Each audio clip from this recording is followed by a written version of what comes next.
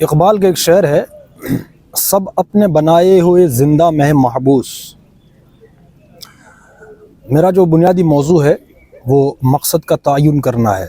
مقصد کے تعین کے لیے میں نے بارہا کہا کہ ہم بڑے لوگوں کو، بڑے ذہنوں کو پڑھیں تاکہ ہمارا ذہن بڑا ہو جائے، اور بڑے لوگ جو ہے وہ ہمارے جو علمی سفر ہے اس کو ٹھوس بنیادوں پر استوار کرتے ہوتے ہیں۔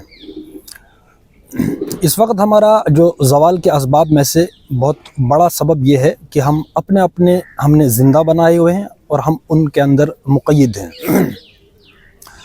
مقصد پہ بھی اس لیے زور دے رہا ہوں میں کہ جب ہمارا ایک مقصد متعین ہوگا تو ظاہر سی بات ہے، فطرت ہماری انسانوں کی یہ ہے کہ اس میں کچھ اختلاف ہوتا ہے۔ مقصد میں کوئی اختلاف نہیں ہوتا، ہاں البتہ اس میں یہ ہے کہ جب مقصد کا تعین ہو تو ہر شخص جو علمی بنیادوں پر اپنی شخصیت سازی کرے گا، اس مقصد کو وہ مختلف طریقوں سے پیش کرنے کی صلاحیت رکھتا ہے۔ اس کے بعد جو مقصد کے جو جزیات ہوتے ہیں اس میں اختلاف ہونا ایک فطری بات ہے۔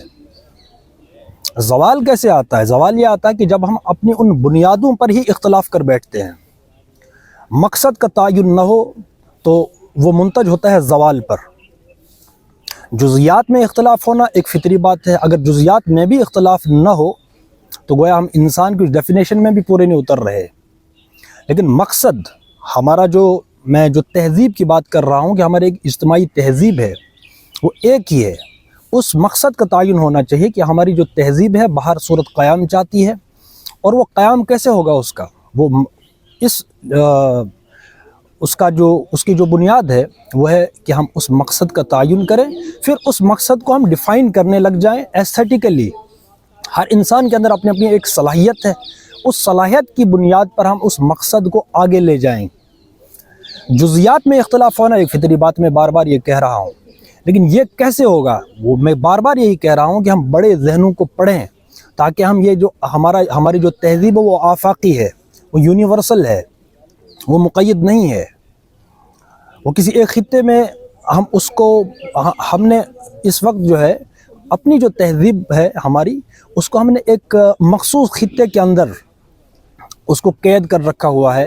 یہ بات ہمیں کون سمجھائے گا کہ ہمارا جو وجود ہے وہ آفاقی ہے، ہمارا جو مقصد ہے وہ اجتماعی مقصد ہے، ہمارا جو نصب العین ہے وہ کائناتی ہے، ٹھیک ہے نا؟ تو اس بات کو ہمیں سمجھائیں گے بڑے لوگ، جنہوں نے اس دنیا میں ایک نیا ورلڈ ویو پیش کیا، ایک نئی تعبیر پیش کی۔ زوال کے اس دور میں نئی تعبیر پیش کرنا یہ بڑے لوگوں کی علامت ہے۔ اس لیے ہم اپنا مقصد واضح کریں، مقصد کے اندر ہم یکجا ہوں۔ جزیات میں اختلاف میں نے کہا فطری ہے۔ قرآن کی بھی ایک آیت ہے، یا اہل الکتاب تعالوا الی کلمۃ سواء بیننا وبینکم۔ اللہ تبارک و تعالیٰ نے اس میں یہی کہا ہے یہودیوں کے لیے کہ آؤ ایک ایسی بات کی طرف حضور صلی اللہ علیہ وسلم کے ذریعے سے جو ہمارے اور تمہارے درمیان کامن ہے، تو کامن چیز پر ہم یکجا ہو جائیں۔ باقی جزیات میں ہم اس کی اپنی اپنی طرف، وہ علمی بات ہوگی، علمی جزیات ہوتی ہیں، علمی اختلافات ہوتے ہیں، اس میں مزہ ہے کہ میں نے ایک بات کو اس طریقے سے سمجھا، آپ نے اس بات کو اس طریقے سے سمجھا، تو علم بڑھے گا ویسے۔ لیکن ہمارا جو اختلاف ہوگا وہ ہمارے اس اجتماعی اور بنیادی مقصد کی تکمیل کے لیے ہوگا۔ ہمارا مقصد پورا پورا ہو جائے گا کیسے؟ جب ہم اس میں ایک سائنٹیفک پروسیس کے ذریعے سے ہم گزریں گے۔ لیکن میرا اور آپ کا مقصد ایک ہی ہوگا کہ اختلاف کی وجہ یہ ہوگی کہ میرا اور آپ کا ایک ہی مقصد ہے، اس مقصد کے لیے میں اختلاف کر رہا ہوں۔ وہ اختلاف جو ہے پازیٹیو ہونا چاہیے، ٹھیک ہے نا؟